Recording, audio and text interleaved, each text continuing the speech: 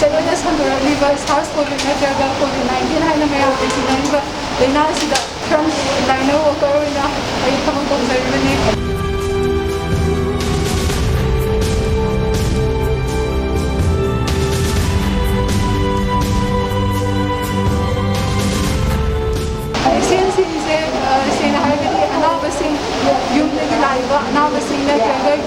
confine तौरग लेइबा युमदा आइसोलेट तौरग लेइबा मिसिंग बनाए काहेना थोइना मोइबु हंगुइबा फाबिगनु लोइना मोइगिदमक सेवा तौबिबा अखुबुसु चमानना इमुंग अमगी फैमिली मेंबर अमगुना खन्दियो फैमिली मेंबर सिंगसु अखुइदे अप्रोच तौबा मतमदा निहनबा लेदिगनु हंगुइबा लेदिगनु कोइना लेजैसिसु मयाम दमकनि अहिंगि खानतना अवाबा मयाम अमा पाउथोगा नोइना फारगा हंगिबा अखुइसु नोइना लेहोनि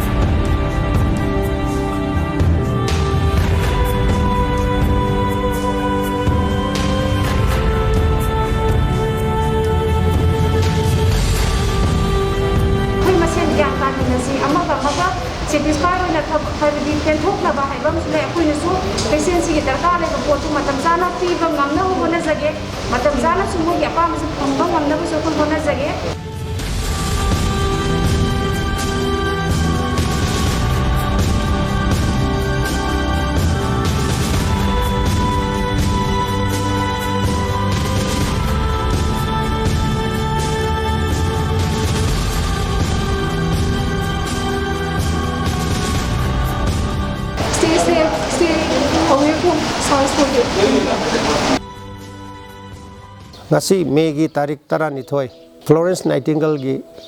chani ga amasu wamba pok numit asida nursing profession da laiba punamak pu khuramjari Florence Nightingale sahi mawdra hingki matam du da sahi mawdra hingbai bisi amna chawwa achievement amani we be lifespan si 20 years 30 years ka tangar amani maduna magi knowledge da tai ina kaira khunba imung da pokpani angka yamna haiki lai yam haiki aduga nursing profession ji yamna handana khalma matam du da mana nursing profession si da sangaga puna makpu thangkat piramba ngasi phawda lengdana nong gi magi spirit sina nursing profession ji yamna wang bhelale ma lady of lamb ana thonki mi puna mona ma ngai ki nongdang khudi makta ayu nongdin khangdana mana layengki nursing profession ji yamna chawba challenging ni aduga yamna mathongna leiba yamna heisingba mi khaktana nurses oigedabani hojik challenges si tonga ba koigi laina mayam ama lakpa non communicable diseases lakpa aduga hoji muk thangnari ba pandemic corona gi saisa achaw challenge am oi ngasi mak nursing profession da leiba chinau singna sai su singna thangnari ba lanfam si yamna thagat ngai ni manungda awaba ka khangdana PP manungda leiraga anab singsi phanaba ina honari punamaksi akoi punamakki side gi hanna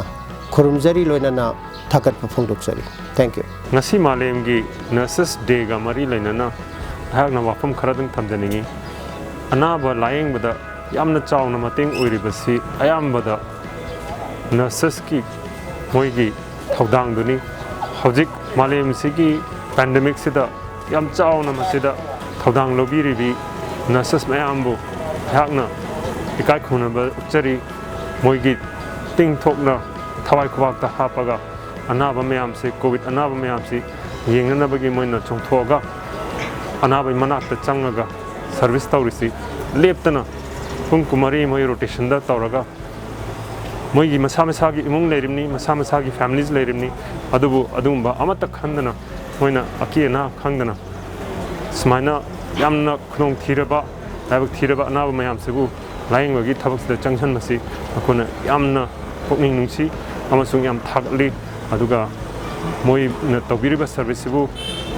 moi gi awaba asak khangboina mayam bo akhina aina salute tawjari aduga yamna nungai ba phongdokjari loinana sida tawriba service tawbiriba nurse pomnamak malem gi nurse pomnamak su ꯑꯗꯨꯒ ꯃꯔꯨꯑꯣꯏꯅ ꯁꯤꯖꯗ ꯂꯩꯕꯤꯔꯤꯕꯤ nurse ꯃꯌꯥꯝꯁꯤꯕꯨꯁꯨ ꯃꯣꯏꯒꯤ ꯃꯊꯧꯗꯨ ꯃꯄꯨꯡ ꯐꯥꯅ ꯇꯧꯕ ꯉꯝꯕ ꯑꯣꯏꯁꯅꯨ ꯑꯃꯁꯨꯡ ꯃꯤꯄꯨꯝ ꯈꯨꯗꯤꯡꯃꯛꯅ ꯃꯣꯏꯅ ꯇꯧꯕꯤꯔꯤꯕ ꯁꯔꯚꯤꯁꯁꯤꯕꯨ ꯈꯪꯕꯤꯔꯒ ꯃꯣꯏꯕꯨ ꯁꯄꯣꯔꯠ ꯇꯧꯕꯤꯕ ꯃꯣꯏꯕꯨ ꯊꯤꯡꯕꯤꯗꯕ ꯃꯣꯏꯒꯤ ꯊꯕꯛꯇ ꯑꯀꯥꯏꯕ ꯄꯤꯕꯤꯗꯕ ꯏꯃꯨꯡꯅ ꯃꯣꯏꯕꯨ ꯊꯤꯡꯕꯤꯗꯕ ꯍꯥꯏꯕꯁꯤꯃ ꯊꯝꯕꯤꯔꯒ ꯃꯔꯝꯗꯤ ꯑꯅꯥꯕꯗꯤ ꯃꯁꯤꯡ ꯍꯦꯟꯒꯠꯂꯛꯀꯗꯣꯔꯤ ꯃꯣꯏꯒꯤ ꯁꯔꯚꯤꯁꯇꯤ ꯍꯦꯟꯅ ꯗꯔꯀꯥꯔ ꯇꯥꯔꯛꯀꯗꯣꯔꯤ ꯑꯁꯤꯃꯇꯪ ꯉꯁꯤꯒꯤ ꯅꯨꯃꯤꯠꯁꯤꯗ ꯑꯩꯅ ꯃꯌꯥꯝꯗ ꯊꯝꯖꯅꯤꯡꯉꯤ ꯑꯗꯨꯒ ꯑꯃꯨꯛ ꯍꯟꯅ ꯑꯔꯣꯏꯕꯗ ꯑꯩꯅ ꯊꯝꯖꯅꯤꯡꯕꯁꯤ thank you to all the nurses of the universe as well as that of Shija Hospitals. Thank you.